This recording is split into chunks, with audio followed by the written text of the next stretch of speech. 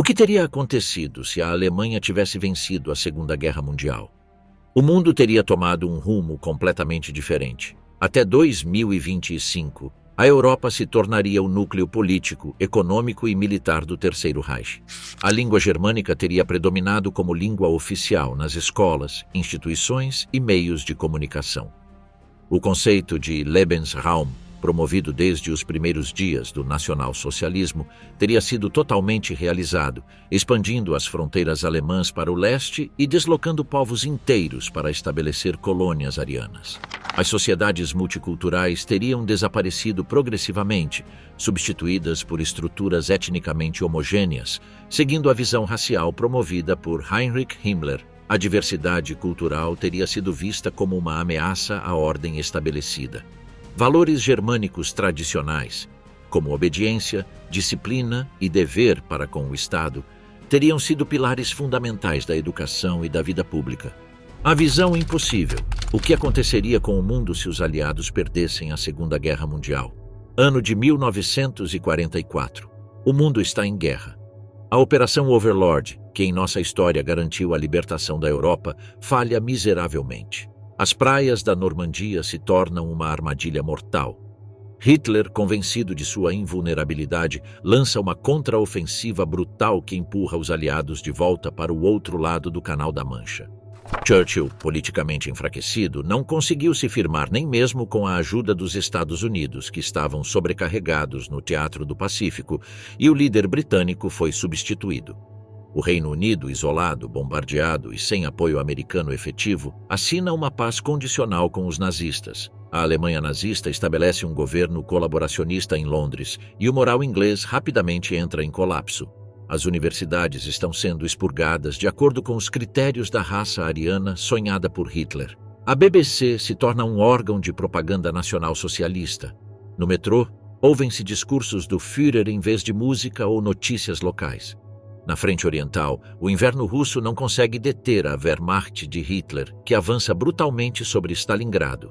A captura de Moscou em 1943 marcou o fim da União Soviética. Stalin é sumariamente executado e partes da Rússia e dos Estados Soviéticos se tornam províncias satélites do Reich, enquanto outras são reduzidas a reservas de escravos e gulags de trabalho forçado. Os territórios ocupados estão fragmentados em distritos diretamente subordinados aos governadores alemães, como o Reichskommissariat Moskowian ou Reichskommissariat Kaukasian, onde o idioma local é suprimido, celebrações religiosas são proibidas e um regime de trabalho forçado com metas desumanas de produtividade é imposto. O Japão, por sua vez, derrota os Estados Unidos na lendária Batalha de Navios de Guerra em Midway, conquiste o Havaí e depois a Austrália. Em poucos dias, a bandeira do sol nascente estará hasteada no porto de Sydney. A cultura local está sistematicamente passando por uma japonização full. Monumentos históricos são demolidos e substituídos por templos shintoístas, enquanto a arquitetura tradicional australiana dá lugar a torres administrativas inspiradas no estilo imperial de Tóquio. A Austrália não sofre o mesmo destino da Rússia ocupada, mas os japoneses estabelecem um distrito industrial com mão de obra local, governado por uma administração japonesa gananciosa. A vida cotidiana se torna militarizada. Crianças marcham em uniformes escolares paramilitares e as famílias devem prestar homenagem semanal ao retrato do imperador. O sistema educacional é completamente reestruturado. Os estudos liberais são eliminados e são ensinadas doutrinas sobre a supremacia do espírito japonês, a rejeição do fraco liberalismo ocidental e a promoção da obediência absoluta. Nessa nova ordem imposta por Hirohito, toda dissidência é considerada traição ao imperador e punida como tal. Na Europa ocupada, os campos de concentração estão se expandindo para novas fronteiras. Treblinka é replicado nos Urais. Dachau se torna um modelo de correção étnica aplicado em todas as áreas ocupadas. Nesses novos complexos, como o campo número 17 ocupado no Alasca, as condições de experimentação humana são assustadoras além da ficção. Joseph Mengele assume um novo cargo como diretor de pesquisa no Ministério da Ciência do Reich e sua brutalidade não tem limites. O mundo é seu novo playground. famílias inteiras desaparecem, cada campo tem seu próprio laboratório, onde os experimentos mais sinistros são realizados em vítimas vivas e conscientes. A SS instalou um sistema de registros detalhados em enormes arquivos mecânicos sobre pureza racial, conduta política e produtividade no trabalho. Para os prisioneiros, a existência se torna uma rotina de fome, silêncio e vigilância absoluta. Simplesmente falar sem autorização pode levar a execuções sumárias.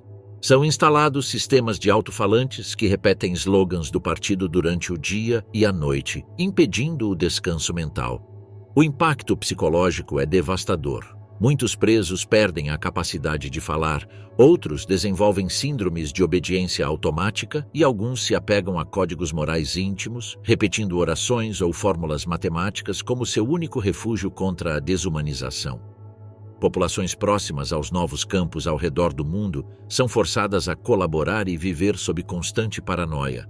Qualquer ato de compaixão para com um inimigo do Reich pode ser interpretado como traição. O terror não está apenas confinado em arame farpado.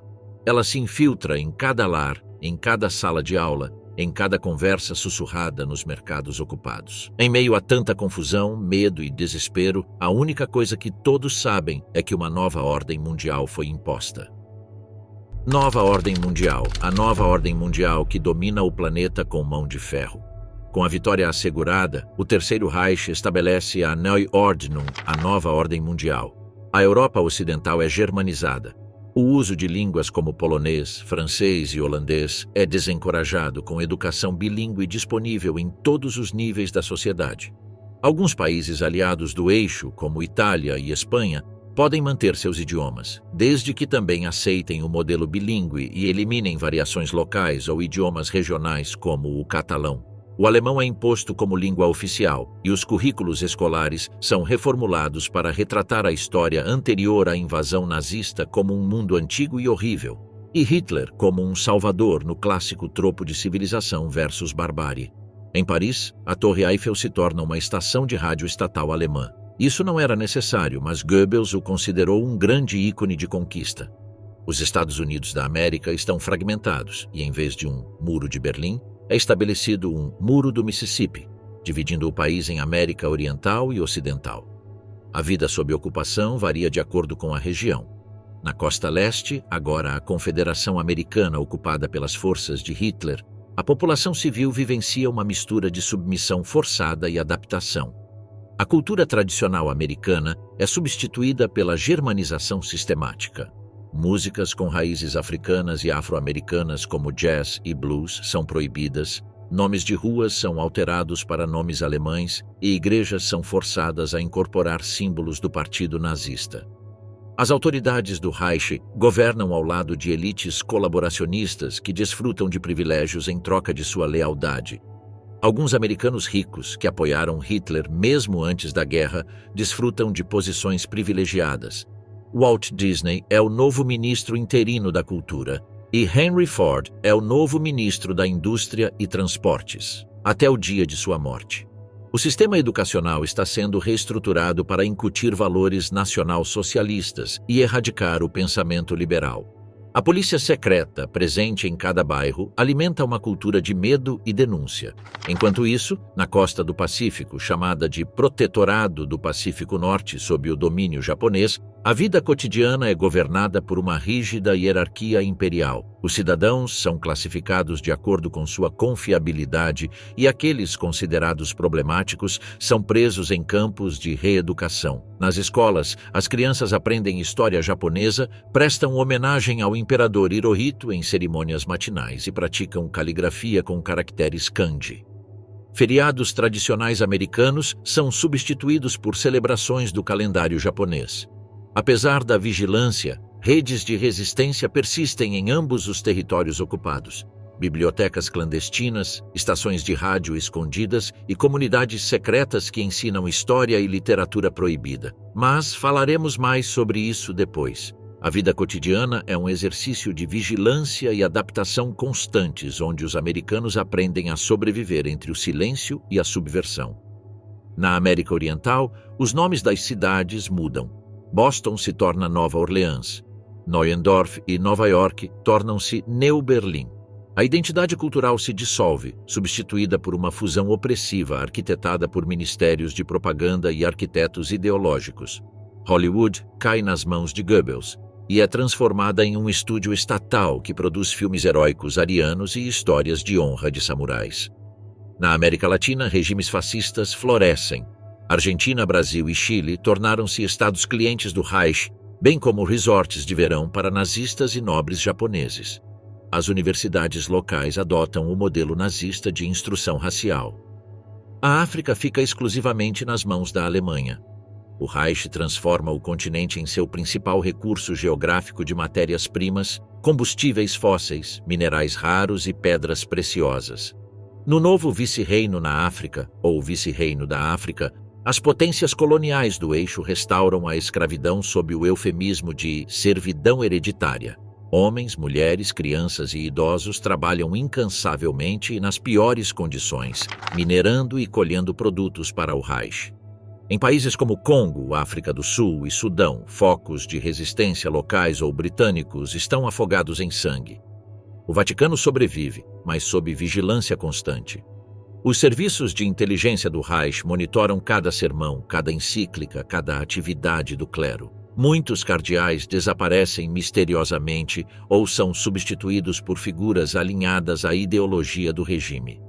O Papa Pio XII é misteriosamente assassinado e substituído por um pontífice de raça ariana alemã que escolhe o nome de Victor III, uma figura reduzida à cerimônia, que profere discursos cuidadosamente supervisionados ou escritos diretamente por Goebbels, que evitam qualquer crítica à nova ordem e promovem a visão desumana do Reich.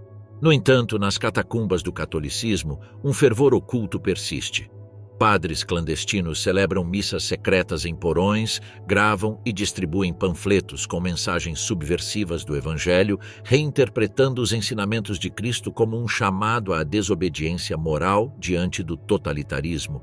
Aqueles que conseguem escapar das cidades ocupadas tornam-se missionários ou jesuítas, buscando refúgio nas comunidades religiosas do sul da Europa e da América Latina, que se tornam focos de uma espiritualidade insurgente que funde martírio com resistência política. Ao mesmo tempo, novas formas de religiosidade florescem secretamente. Sincretismos entre o cristianismo e antigas liturgias proibidas, como o judaísmo e certos movimentos místicos russos, servem como refúgio e mensagem codificada de esperança em meio a dogmas impostos. A economia global gira em torno do Reichsmark. O petróleo do Cáucaso, a borracha do Congo e o lítio da América do Sul são monopolizados por conglomerados alemães. A tecnologia japonesa alimenta a indústria de vigilância. Trens-bala blindados, sistemas de censo automatizados e codificação genética. Sob essa nova ordem, o progresso é contido. O mundo avança na ciência apenas na medida em que fortalece o controle, a pureza ou o domínio. O Japão, por sua vez, está progredindo em robótica doméstica e sistemas de vigilância urbana. A ciência deixa de ser uma ferramenta e se torna um instrumento de ódio. A evolução do horror, desenvolvimento científico e tecnológico em um mundo dominado por Hitler. Em um mundo dominado pelo eixo, a ciência não é livre, mas escrava do poder. A pesquisa não existe para libertar os seres humanos, mas para acorrentá-los de forma mais eficiente. Com a queda de Bletchley Park e a execução de Alan Turing em 1944 por espionagem e subversão ideológica, principalmente devido à sua homossexualidade, o desenvolvimento da computação no Ocidente chegou a um impasse. Sem a quebra do código Enigma, a supremacia criptográfica do Terceiro Reich permaneceu intacta por décadas. As máquinas de cifra de Lorenz são aprimoradas e distribuídas por todo o aparato militar e civil alemão. Em vez disso, a corrida pela computação está tomando um caminho diferente. Uma rede protodigital de cartões perfurados biométricos integrados com censos genéticos está sendo desenvolvida em Berlim. Todo cidadão do Reich é classificado, rastreado e registrado desde o nascimento. A IBM, nacionalizada pelo Reich após a anexação de seus escritórios europeus, fornece as máquinas Hollerith que alimentam esse panóptico burocrático. Algoritmos rudimentares de previsão comportamental são projetados com base nos estudos imprecisos e duvidosos de Cesare Lombroso, o médico e criminologista italiano que se dedicou a desenvolver métodos para identificar criminosos com base em suas características. Todos aqueles que são considerados fora do ideal alemão são marcados como imperfeitos ou perigos potenciais para a sociedade civil. A corrida armamentista também está tomando um rumo radical. As Wunderwaffen, ou armas milagrosas do Reich, deixam de ser projetos marginais e se tornam o centro do poder alemão. Os foguetes V-2 evoluem para mísseis orbitais. Em meados da década de 1960, Berlim testou com sucesso o Silbervogel, uma aeronave suborbital capaz de bombardear Nova York da estratosfera. Enquanto isso, em Tóquio, o projeto Yokosuka XZ-12, liderado por cientistas que escaparam do Tribunal de Tóquio, está desenvolvendo drones kamikaze guiados por sistemas rudimentares de orientação óptica. A energia atômica, nas mãos do eixo, se torna um símbolo de supremacia. Embora os projetos Manhattan e Alsos dos aliados não tenham se concretizado devido à derrota para Hitler, a Alemanha conseguiu detonar uma bomba nuclear experimental no deserto do Cazaquistão em 1952. O mundo testemunhou pela primeira vez uma nuvem de cogumelo radioativa. Tóquio, em resposta, militariza seu programa nuclear secreto em Manchukuo com reatores portáteis para uso tático. A medicina avança paralelamente à desumanização. O ministro da Ciência, Mengele, cria o Instituto do Reich para Melhoramento Genético e lidera experimentos de engenharia genética que visam produzir uma elite racial homogênea por meio da modificação de embriões em mulheres grávidas para que se adaptem aos padrões arianos. Entre as classes trabalhadoras, a eugenia se torna uma política pública. Casais com defeitos hereditários são esterilizados. No Japão, o Instituto Imperial de Desenvolvimento Tecnológico está aperfeiçoando técnicas de modificação biológica para criar soldados resistentes ao frio extremo e à radiação. Enquanto isso, cidadãos comuns vivem sob uma ditadura de algoritmos.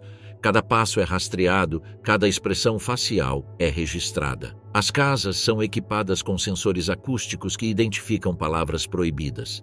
No Reich, a reverência obrigatória diante do retrato do Führer é monitorada por câmeras de reconhecimento de gestos. Aqueles que não obedecerem enfrentarão reeducação ou desaparecimento. As universidades não são mais centros de conhecimento aberto. Filosofia, artes e ciências sociais são suprimidas. Somente o que é útil ao regime é ensinado. Matemática aplicada ao controle balístico, engenharia para a infraestrutura do Reich, biologia racial. A arquitetura reflete esse novo dogma. Megalítica, fria, totalizante. Albert Speer, o arquiteto favorito de Hitler, que serviu como ministro de armamentos e produção de guerra, torna-se o arquiteto do novo mundo. Hitler o encarregou de projetar cidades monumentais, e Albert Speer respondeu com sua famosa política Die Ruinenwerttheorie, ou Teoria do Valor da Ruína, que propunha que os edifícios não fossem construídos apenas para serem usados pelos contemporâneos, mas também para inspirar admiração entre aqueles que os encontrariam em estado de relíquia 1000 anos depois. Berlim se torna Germânia, uma metrópole projetada seguindo a megalomania da Roma antiga para humilhar e diminuir o indivíduo. Colunas de 100 metros de altura, ministérios que cobrem quilômetros quadrados. Adotou-se um estilo híbrido entre o classicismo romano sonhado por Hitler e o brutalismo soviético, que, apesar de rudimentar, mostrou-se eficaz, econômico e utilitário. Granito e concreto enterram a escala humana. Tóquio respondeu reconstruindo completamente Kyoto e Osaka em um estilo imperial futurista. Torres com telhados curvos, corredores de mármore e jardins projetados para simbolizar a harmonia entre o imperador e a máquina. Uma coexistência entre um passado glorioso e um futuro próspero. A propaganda apresenta esse avanço como o ápice da civilização. Mas para o cidadão comum, modernidade não é progresso. É vigilância, padronização, silêncio. As televisões transmitem apenas um canal. Os livros devem ser registrados. Os computadores domésticos do Reich são precários, com telas monocromáticas, semelhantes aos usados pela KGB em nossa linha do tempo. Eles só permitem acesso a programas certificados pelo Ministério do Controle e Tecnologia da Informação. O conhecimento é encapsulado, selado, dosado. O mundo entrou em uma era em que a tecnologia não mais liberta, mas silencia. Onde o homem não sonha com estrelas, mas em obedecer sem ser notado. Cultura cativa, o desenvolvimento da arte e da cultura sob o Terceiro Reich. Sob o governo do Eixo, a arte não expressa mais, ela obedece. A cultura, antes um reflexo da diversidade humana, torna-se um instrumento de doutrinação. Em áreas controladas pelo Terceiro Reich, todas as expressões culturais são filtradas pelo Ministério da Propaganda. Livros, pinturas, músicas, filmes e livros, tudo deve louvar a grandeza do Estado. Autores como Kafka, Freud, Joyce ou Sartre são proibidos. A queima de livros se torna uma rotina diária, e aqueles que guardam cópias escondidas são caçados e executados sumariamente. Bibliotecas públicas são transformadas em arquivos seletivos, onde somente textos que reforçam a doutrina ariana podem ser lidos. A literatura infantil exalta a obediência, o sacrifício pela pátria e a pureza do espírito germânico. Goebbels ordenou a criação de um departamento de criação de perfil literário, dedicado a reescrever clássicos da cultura mundial, mas adaptando-os à ideologia nazista. Música degenerada de origem judaica, africana ou cigana, como jazz, swing, blues e qualquer folclore regional, é erradicada. Em vez disso, a música marcial e o folclore germanizado assumem o controle. Beethoven é reinterpretado como um precursor do espírito nacional socialista, e Wagner se torna o símbolo oficial da arte heróica. As óperas do Reich são encenadas com cenários monumentais, coros de soldados e libretos corrigidos por comitês de moralidade política. O cinema, um dos mais poderosos instrumentos de propaganda nazista e fascista, está passando por uma transformação completa. Nos antigos estúdios Babelsberg, agora renomeados Staatliches Kinozentrum Germania, ou Cidade Estatal do Cinema, semelhante à Cinecittà italiana, produziu épicos sobre conquistas raciais, biografias do Führer e fantasias tecnológicas glorificando a superioridade ariana. Você também pode assistir a filmes distópicos horríveis, que mostram o quão horrível o mundo seria se os aliados tivessem vencido a Segunda Guerra Mundial. Os filmes são exibidos em cinemas gratuitos, onde a presença é obrigatória pelo menos uma vez por semana. Walt Disney se dedica a fazer filmes de proselitismo para crianças, que exaltam a grandeza de Hitler e lhes ensinam boas maneiras de acordo com os padrões nazistas. Nas zonas de ocupação japonesa, a estética imperial prevalece com sutileza implacável. Nihonga, um estilo de pintura tradicional japonesa, é considerada a arte oficial. As gravuras de Hiroshige e Hokusai são reinterpretadas como visões proféticas do Império Eterno. Estúdios de animação como Toei e Nippon Eiga, eles produzem obras épicas onde crianças sacrificam suas vidas pelo imperador. As antigas histórias de samurais são reescritas para apagar todos os vestígios de dúvida ou rebelião. Somente a obediência absoluta permanece. As tradições locais são erradicadas ou reinterpretadas para se adequarem à narrativa imperial.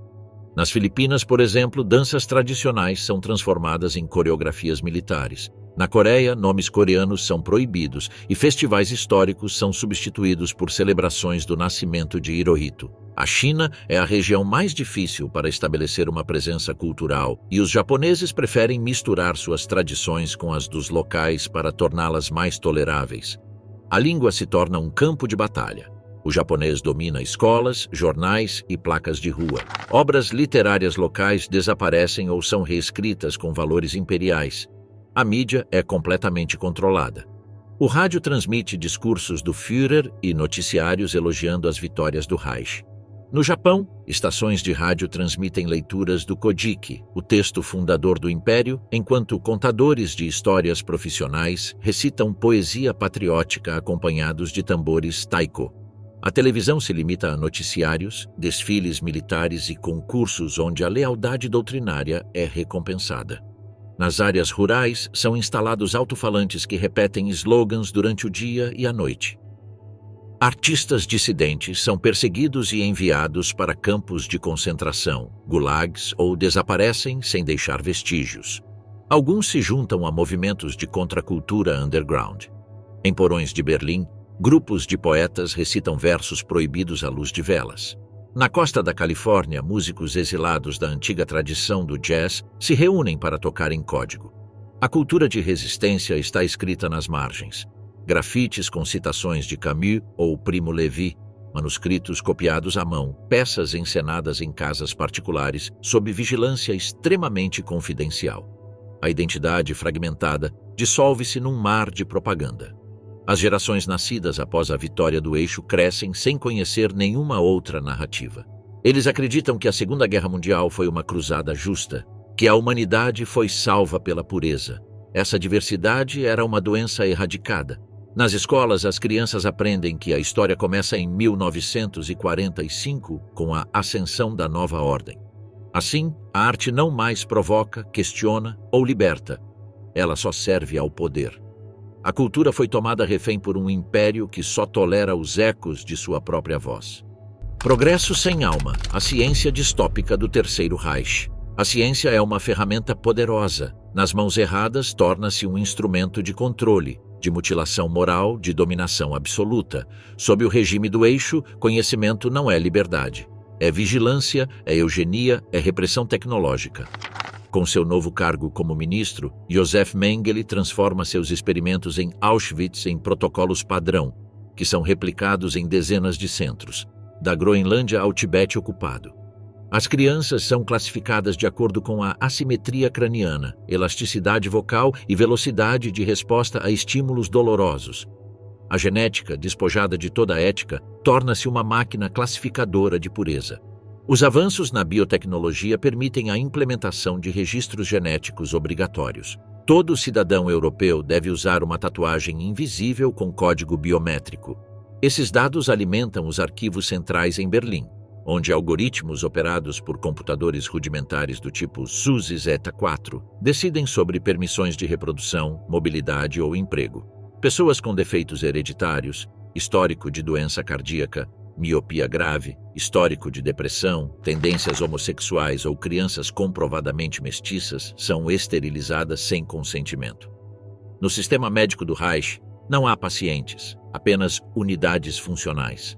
A dor é uma variável aceitável se levar à eficiência.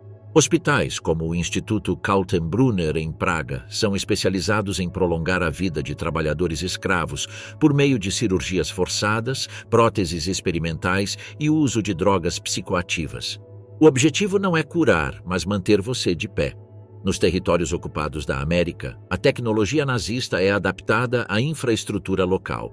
Na Confederação Americana, implantes auditivos controlam a exposição à propaganda. Dispositivos conhecidos como Gehirnwächter ou guardiões mentais são instalados em salas de aula e fábricas. Eles detectam padrões emocionais considerados perigosos, como melancolia ou euforia excessiva. Aqueles que apresentam desvios recebem recalibração afetiva por meio de sessões de neuroestimulação forçada. O Império Japonês, por sua vez, concentra seus avanços em robótica e vigilância urbana. Em Tóquio, Seul e São Francisco, veículos autônomos armados, uma espécie de precursores dos drones, patrulham ruas, escaneiam rostos e administram sentenças instantâneas com base em pontuações de obediência digitais. As casas são conectadas a uma rede central de robôs domésticos, assistentes domésticos que relatam cada conversa, gesto ou anomalia comportamental. Recusar-se a ter um é considerado um sinal de subversão. A corrida espacial não está desaparecendo. Está se tornando um símbolo de supremacia. Em 1954, a Alemanha instalou uma base orbital rudimentar chamada Wotan 1, em referência ao deus nórdico Odin. De lá, são transmitidos hinos marciais, imagens do Führer e experimentos em gravidade zero com embriões humanos. O Japão respondeu em 1958 com uma estação espacial que funciona como um laboratório orbital. O olho que tudo vê, a tecnologia sinistra de controle em um mundo dominado pelo Eixo. O governo do Eixo não é sustentado apenas pela força bruta ou propaganda. É principalmente a tecnologia, transformada em chicote e guardiã, que perverte o destino de milhões de pessoas ao redor do mundo dominado pelo Eixo. Um mundo sem privacidade, sem sombras para se esconder, sem espaço para intimidade. onde só há paranoia. Esta é a civilização sob o olhar que tudo vê. Para manter o controle sobre todos os habitantes dos países ocupados, o Terceiro Reich fundou o Instituto de Identidade Digital, encarregado de desenvolver mecanismos de identificação, vigilância e previsão comportamental. Em seus laboratórios, localizados nos Alpes bávaros, foram projetadas as primeiras redes de câmeras urbanas automatizadas, conectadas a centros de análise que cruzavam dados demográficos, padrões de movimento e registros comportamentais. Este sistema, evoluído a partir do primeiro circuito fechado de televisão, é conhecido como rede auditiva e logo cobre todas as cidades do Reich e seus territórios ocupados. Cada cidadão recebe um CPP, ou Código de Pureza Pessoal, um número tatuado no braço esquerdo ou implantado subcutaneamente, dependendo da região. Este código contém não apenas dados raciais, médicos e ocupacionais, mas também um registro emocional gerado a partir de interações verbais, expressões faciais e níveis de obediência percebida. Inclui também uma das abordagens lombrosianas mais simplistas para prever criminosos. Em si mesmos, estes códigos estabelecem uma espécie de classificação de subversão. Quanto menor a classificação, menos perigoso é para o Reich. No mundo dominado pelo Império do Sol Nascente, o sistema Rede Vital opera com princípios semelhantes. Usando sensores acústicos em casas, salas de aula e escritórios, ele analisa a entonação emocional da fala, de modo que nem é necessário que um cidadão denuncie outra pessoa. O sistema simplesmente precisa registrar tristeza persistente, raiva mal direcionada ou silêncio prolongado para solicitar uma visita educativa, o que significa que as autoridades serão responsáveis por remover a pessoa emocionalmente instável. Com o passar dos anos, a tecnologia de vigilância evolui. As ruas são patrulhadas por robôs de vigilância, sejam eles cães robóticos com sensores de proximidade, veículos autônomos que analisam aglomerações públicas ou balões de ar quente com microfones parabólicos. Cada estação de trem tinha câmeras oculares que mediam a dilatação das pupilas para detectar nervosismo. Em prédios governamentais, os elevadores são acionados apenas por meio de leituras biométricas, impressão digital ou escaneamento de íris. Nas escolas, cada carteira tinha sensores de pressão e frequência cardíaca. Nas casas, as telas são obrigatórias, então cada família tem pelo menos uma televisão estatal que transmite continuamente discursos, hinos e relatórios de produtividade e que pode ser ligada automaticamente se o governo assim desejar. Mas ele também tem uma câmera, como os laptops modernos, então a ausência prolongada do dispositivo, ou no caso de discursos do Führer ou do imperador, é motivo para investigação. A intimidade doméstica é destruída, a família vive sob vigilância e até orações sussurradas podem ser interpretadas como sinais de heresia ideológica. Os movimentos da população são monitorados por uma pulseira digital obrigatória ou microchip implantado. Para pegar um trem, comprar pão ou visitar um parente, você deve escanear seu dispositivo nas estações conectadas ao Ministério do Controle Interno. O algoritmo decide se a permissão é concedida. Se o sujeito for sinalizado por subversão ou suspeita, ele ou ela será preso imediatamente. Os corpos não eram propriedade privada. Áreas rurais, há muito isoladas, agora estão sob controle do governo. Nas vastas áreas rurais da China, enormes torres de vigia com painéis solares estão sendo instaladas, assim como nas regiões agrícolas dos Estados Unidos ou no interior da África. Nessas torres, drones lançavam alto-falantes flutuantes que repetiam slogans como mantras. Ordem é vida, silêncio é saúde. O Führer vê você, o imperador ouve você, o trabalho liberta. À medida que a computação se desenvolve e novos computadores e discos rígidos aparecem, os data centers nas grandes cidades armazenam milhões de gigabytes de informações sobre a humanidade. Um erro de digitação, um sorriso ao ver uma frase incorreta, um olhar rápido para uma pichação ilegal podem marcar o fim de uma vida. A punição é automática, congelamento de contas bancárias e expropriação de bens pessoais, exclusão do registro civil, desaparecimento sem julgamento, sem advogados, recursos ou testemunhas. Espero que seja apenas um relatório digital enviado à família. Seu parente deixou de existir por ordem do destino nacional e do bem do Reich. Aos poucos, a tecnologia deixa de ser uma ferramenta e se torna um mestre sem rosto, sem cronograma e implacável. Um Deus fabricado em laboratórios, cujo único mandamento era a obediência perfeita. O sonho do ditador: controlar não apenas o que você faz, mas o que você pensa e, pior ainda, o que você nem ousou pensar ainda. Nascido do medo, a educação e a vida daqueles que nasceram sob o regime do eixo. Uma coisa é conquistar o mundo, outra, mais ambiciosa, é conquistar a mente do futuro. Para o Terceiro Reich e o Império Japonês, a vitória militar na Segunda Guerra Mundial foi apenas o primeiro passo. O essencial era moldar uma nova humanidade, incapaz até mesmo de imaginar a liberdade. Portanto, as crianças nascidas depois de 1950 nesta nova ordem não conhecem mais nada.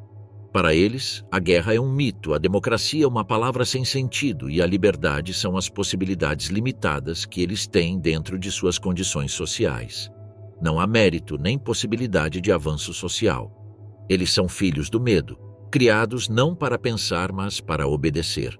Como Mussolini já havia proposto na década de 1930 quando disse: "O italiano correto é aquele falado em Roma." E Franco seguiria mais tarde com a obrigação de falar espanhol em toda a Espanha, em todo o território do eixo. A educação se torna o principal campo de batalha ideológico. Os sistemas escolares estão sendo redesenhados do zero. Na Alemanha, o Ministério da Educação e Pureza estabeleceu uma pedagogia centrada na obediência total, no treinamento físico e na idolatria do Führer. Os livros escolares começam com citações de Mein Kampf e terminam com exercícios sobre como denunciar o próximo. As crianças aprendem que dedurar é um ato de patriotismo, que o amor ao país é superior ao amor à família e que o pensamento independente é um sintoma de desvio genético. Nas escolas japonesas, no Protetorado do Pacífico, as crianças começam o dia ajoelhadas diante de um retrato do imperador Hirohito, recitando versos que exaltam a divindade de sua linhagem. A história é ensinada como um épico imperial ininterrupto. Não há derrotas nem crimes, apenas glória e destino. A caligrafia é usada como disciplina para forçar a atenção absoluta. Qualquer erro na forma do kanji é considerado uma falta de espírito nacional. A disciplina de matemática é usada para explicar a superioridade racial por meio de problemas estatísticos. Na biologia, são estudadas teorias eugênicas. Na história, toda menção ao Holocausto é removida, passando a se chamar Grande Expurgo Patriótico ou aos movimentos de resistência, que são chamados de o mal antigo. Em vez disso, ensina-se que os inimigos do passado eram traidores da ordem natural. A geografia apresenta um mapa do mundo onde todos os países têm novos nomes impostos pelo eixo e onde nenhuma fronteira existe sem a aprovação do Reich ou do trono. Os recreios são monitorados por brigadas escolares, baseadas no modelo que a SS implementou nos campos de concentração, onde alguns alunos são designados capos e recompensados por relatar qualquer comportamento suspeito entre seus colegas. Em muitas escolas, crianças que denunciam os próprios pais recebem medalhas e benefícios acadêmicos. A escola não é apenas uma fábrica de obediência, é um campo de treinamento para traição emocional. Programas de reeducação vão além da sala de aula. Para jovens que demonstram dúvidas, desobediência ou empatia por subversivos, existem centros de reforma juvenil. Inspirados por alguns centros de doutrinação da juventude hitlerista, esses centros isolam os jovens em campos, onde são doutrinados por meio de exercícios e reuniões com líderes do partido. Lá, repete-se até a exaustão: o Führer ama você, o imperador protege você, sua dúvida é traição. As gerações nascidas sob o eixo não têm passado para lembrar, mas há algo que o regime não pode apagar: a intuição. Uma vaga suspeita enterrada na linguagem, em gestos não ensinados, em sonhos que não obedecem à propaganda. Aqueles olhares de medo dos pais, aqueles assuntos proibidos na mesa da família, mas que fazem as bochechas dos avós tremerem, aqueles olhares de medo diante das imagens da partida. É aí que a rachadura começa. Ali talvez o futuro comece. Sombras no Império, os primeiros vestígios da resistência global. Em um mundo dominado pelo eixo, a esperança se torna crime. Mas mesmo nos cantos mais escuros, a resistência respira, luta e sobrevive. Os regimes totalitários do Reich e do Império Japonês Construíram um sistema baseado no medo, na vigilância e na reescrita da realidade. Mas nenhuma tirania é absoluta. Em todo o planeta, sob camadas de silêncio, florescem movimentos que se recusam a aceitar o jugo. Nas antigas colônias soviéticas, nas florestas da Bielorrússia e nas ruínas de Kiev, sobrevivem remanescentes do Exército Vermelho. Eles não lutam mais com tanques, mas com sabotagem, estações de rádio clandestinas e ataques relâmpagos à infraestrutura essencial do Reich. Eles se autodenominam os sem-rosto e operam sem líderes visíveis para evitar serem infiltrados. Eles usam máscaras com antigos símbolos eslavos e carregam um único lema: lembrar é resistir. Na Europa Ocidental ocupada, pequenas células insurgentes operam em igrejas secretas, livrarias subterrâneas e estações de metrô abandonadas. Em Paris, o grupo Echo Libre imprime panfletos com poemas codificados. Em Londres, a segunda comunidade, liderada por ex-agentes do MI6, organiza missões de resgate e falsificação de documentos.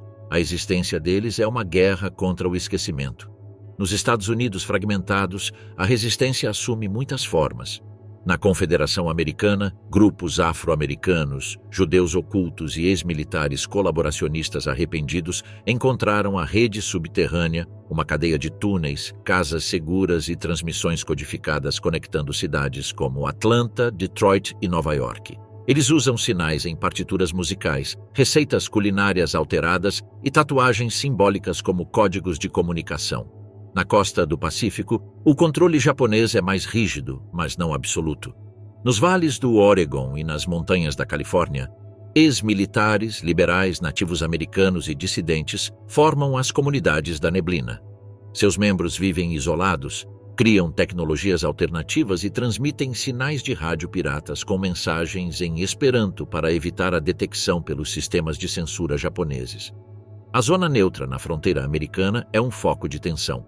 Embora dominada pela SS, sua fragmentação a torna um ponto crítico para contrabando e fuga. Líderes clandestinos organizam ataques de sabotagem contra trens e postos de controle. Seus membros usam disfarces roubados do inimigo e contam histórias falsas em vários idiomas para romper as muralhas. Cada travessia bem-sucedida é uma vitória moral. Na América Latina, a resistência assume diversas formas. Na Argentina, jovens universitários criaram o movimento Libres del Sur, que infiltra estações de rádio com músicas subversivas e manifestos políticos escondidos dentro de discos de vinil. No México, camponeses e padres rurais formam a Guarda Agave, um grupo guerrilheiro que defende comunidades indígenas da pilhagem de recursos naturais pelos conglomerados do Reich. O lema deles é simples: terra, memória e língua. Na África, a luta é existencial. Lá, o racismo imperial é brutal e não precisa de uma máscara de humanidade para escondê-lo. No Congo, o exército Estrela Negra ataca minas e comboios alemães da selva, enquanto na África do Sul, um grupo chamado Free Ubuntu reúne ex-prisioneiros e dissidentes para sabotar laboratórios genéticos onde experimentos estão sendo conduzidos na população local. A morte é quase certa, mas os membros sabem disso. O lema deles é: se pararmos de lutar, nunca nos lembraremos de que existimos. Mesmo no Japão, o centro do império, há dissidência. Um pequeno círculo de artistas, engenheiros e ex-soldados trabalha nas sombras para preservar a memória dos crimes imperiais. Eles gravam documentários ocultos, falsificam documentos e vazam informações por meio de dispositivos camuflados em bonecas kokeshi tradicionais. As mulheres desempenham um papel central. Em quase todas as frentes, das ruas de Roma aos desertos da Síria, eles são espiões, educadores clandestinos, enfermeiros da resistência. Eles codificam mensagens em bordados, organizam abrigos móveis e criam a nova geração entre histórias que não aparecem nos livros do regime, histórias onde o dragão maligno sempre perde. Mesmo com todo o seu maquinário de controle, os impérios do eixo não podem apagar o desejo humano pela liberdade.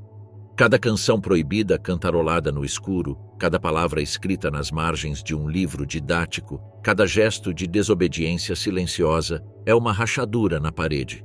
O mundo resiste em sussurros, em sombras, em fogo, porque mesmo que a história oficial declare vitória absoluta, a verdade não morre. Ela se esconde, se transforma e aguarda seu momento. O espírito no fogo, o ressurgimento da resistência aos regimes fascistas. Quando o Eixo selou sua vitória, o mundo parecia condenado a décadas, talvez séculos, de totalitarismo. Mas mesmo na noite mais densa, surgiram faíscas de insurreição. A resistência dispersa, perseguida e fragmentada começou como um murmúrio. Seja um poema lido em segredo, um rádio sintonizado à meia-noite ou uma folha de papel clandestina escondida entre livros didáticos, o ideal estava lá. Com o tempo, ela se transformou em uma rede clandestina internacional, feita de alianças improváveis, coragem cotidiana e sacrifício absoluto. Na Europa, células de resistência foram reativadas após as primeiras décadas de ocupação, em consonância com a capitulação dos últimos governos aliados. Na França, a resistência está operando novamente nos antigos túneis do metrô de Paris, coordenando sabotagens contra fábricas de armas nazistas. Seguindo as histórias dos feitos de seus pais e avós, eles destroem locomotivas, vazam documentos secretos e ajudam desertores a escapar para a Suíça. Na Polônia, o Segundo Exército Nacional atua como um governo paralelo, com tribunais secretos, escolas e hospitais improvisados. Tudo o que é preciso é um ideal e algumas almas corajosas, embora ser pego envolvido nessas atividades signifique a morte. Na própria Alemanha, antigos opositores do regime estão reaparecendo escondidos. Os remanescentes do grupo Rosa Branca, seus aprendizes e outros intelectuais universitários reescrevem tratados filosóficos proibidos e livros de história pré-Reich, adaptando-os em código para estudantes leais à verdade. Em pequenos círculos, Kant, Marx e Freud, cujas obras haviam sido proibidas, eram estudados. A educação se transformou em resistência. O revisionismo é o novo paradigma para os jovens. Muro do Mississippi, a fronteira interna americana que divide os territórios ocupados pela Alemanha e pelo Japão, torna-se um corredor de insurgência, onde as SS são constantemente ridicularizadas ou atacadas de surpresa. As montanhas rochosas servem como esconderijo para fugitivos, transmissores clandestinos e bibliotecas móveis. Ex-soldados americanos, intelectuais perseguidos e camponeses deslocados organizaram caravanas noturnas para cruzar a zona neutra com medicamentos, armas e manuscritos. Apesar dos grandes esforços do Eixo, a educação continua sendo um dos campos mais férteis de resistência. Em cada zona ocupada, o sistema escolar tornou-se uma ferramenta de doutrinação. Versões distorcidas da história eram ensinadas sem interpretação crítica e as virtudes do Reich e do imperador eram exaltadas como verdades absolutas. Em resposta, surgiram as chamadas escolas de papel. Instituições clandestinas que funcionavam à noite em igrejas abandonadas, estações de trem desativadas ou residências particulares. Lá, matemática real, filosofia crítica, literatura mundial e ciência eram ensinadas sem censura. Essas escolas, influenciadas pelas ideias de educadores como John Dewey, Maria Montessori e o brasileiro Paulo Freire, buscam humanizar as novas gerações, resistir à lavagem cerebral institucionalizada e preparar futuros líderes de mudança. A leitura de livros proibidos é feita em voz baixa, sob a luz fraca de velas escondidas.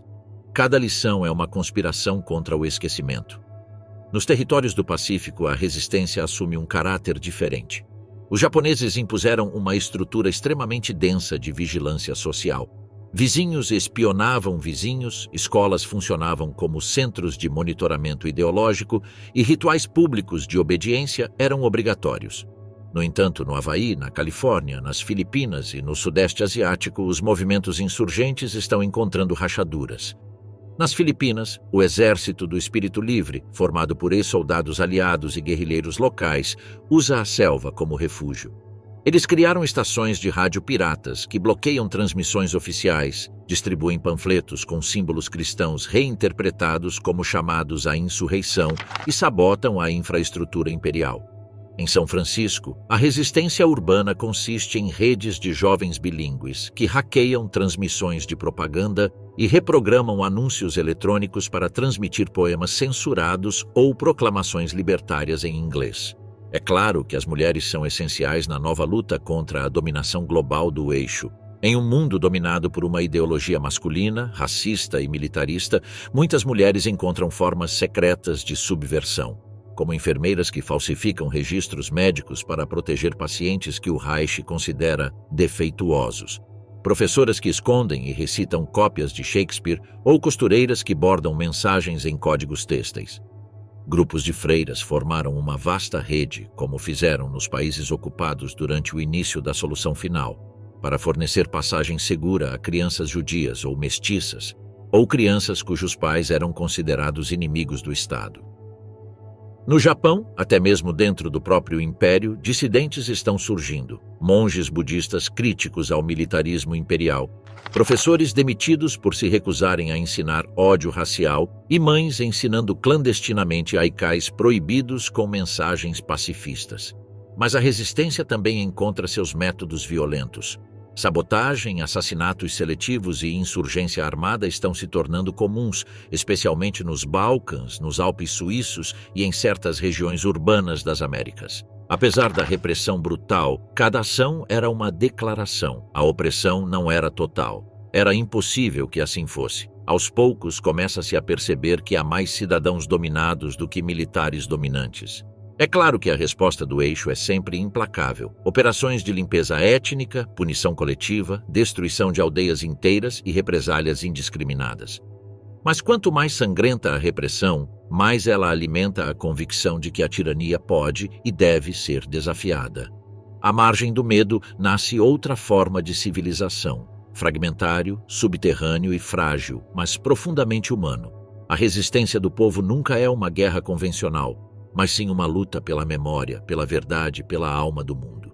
E embora muitos de seus combatentes morram sem ver um dia de liberdade, seu legado é a pulsação invisível de toda a dissidência. Mesmo quando o totalitarismo se esconde na inevitabilidade, a consciência não pode ser ocupada. Rachaduras no império, os problemas políticos internos que levariam a uma guerra interna no eixo. Toda tirania se apresenta como invulnerável. Mas a história nos ensina que os impérios nem sempre caem por causa de inimigos externos. Muitas vezes elas desmoronam por dentro. Na verdade, a Roma que Hitler sempre admirou foi punida por sua própria corrupção, não por um fator exógeno. Nas décadas seguintes à vitória do eixo, com o mundo vivendo sob o jugo dominante do nazismo e do nacionalismo japonês, a resistência alimentou o descontentamento dos governantes, e rachaduras começaram a se abrir. Silencioso, profundo e inevitável. No final da Segunda Guerra Mundial, o lado vitorioso havia estabelecido um tratado para dividir os despojos, delineando as esferas de influência entre as potências vitoriosas. Europa, África e Eurásia Ocidental sob controle nazista, Leste Asiático, Oceania e parte da América sob domínio japonês. A América do Norte foi dividida em dois grandes protetorados e uma zona neutra entre as montanhas rochosas. Embora tudo parecesse claro, a desconfiança nunca desapareceu. À medida que o domínio se consolida, as tensões entre Berlim e Tóquio aumentam.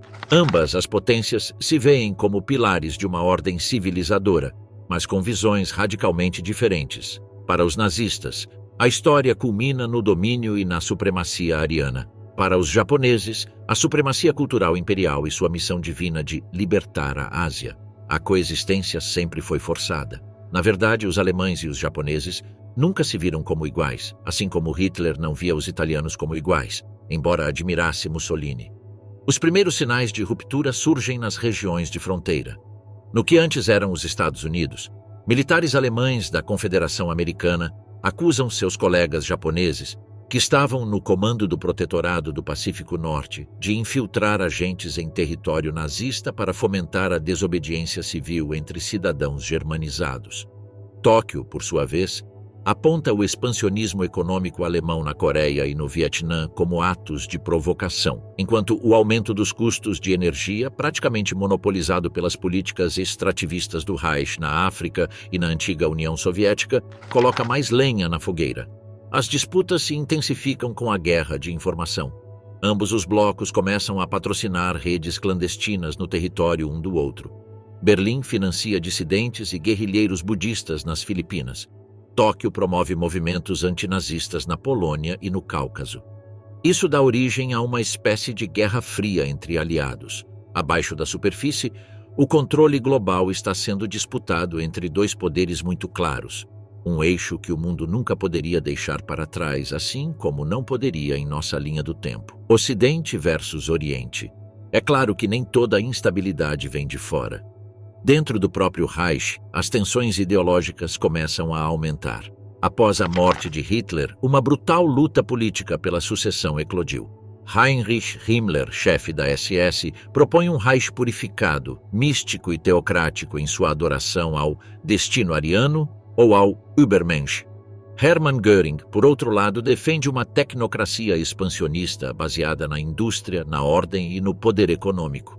A Wehrmacht, a força militar tradicional da Alemanha, que havia concordado em se adaptar à loucura do Reich, sentia-se cada vez mais deslocada pelo crescente poder da SS, que havia se tornado um Estado dentro de um Estado, com suas próprias fábricas, tribunais e universidades.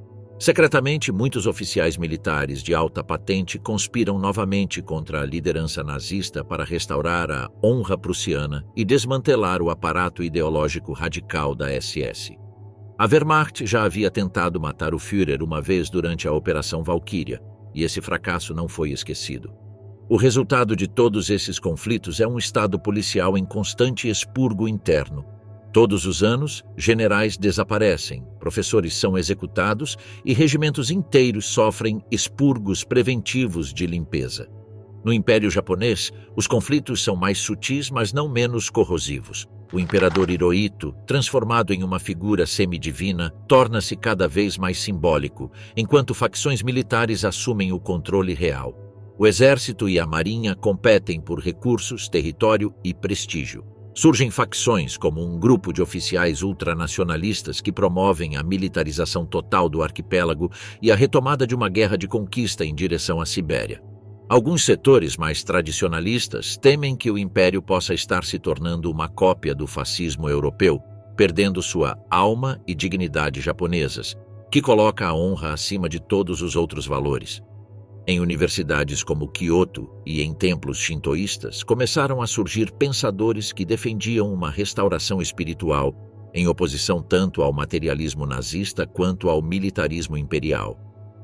A instabilidade também se estende às periferias do império. Na Ucrânia, os movimentos de resistência são alimentados por setores do exército nazista, que preferem negociar com os insurgentes, em vez de seguir as ordens genocidas da SS. Na Manchúria, colonos japoneses são atacados por seus próprios subordinados, insatisfeitos com a exploração brutal dos camponeses chineses. Na América Latina, uma região relativamente livre, mas altamente monitorada, o crime organizado está interligado a redes de espionagem que vendem informações para ambos os impérios, aumentando as tensões. Neutralidade é uma farsa. O continente inteiro é uma bomba-relógio. A aparente unidade da nova ordem mundial é, na verdade, um equilíbrio delicado entre ambições conflitantes, ódios mútuos e paranoias entrecruzadas. Cada bloco prepara o terreno para trair o outro, enquanto cuida da própria retaguarda. De fato, tanto os nazistas quanto os japoneses perceberam que a guerra não havia acabado. Ele tinha acabado de mudar de forma e estava prestes a retornar.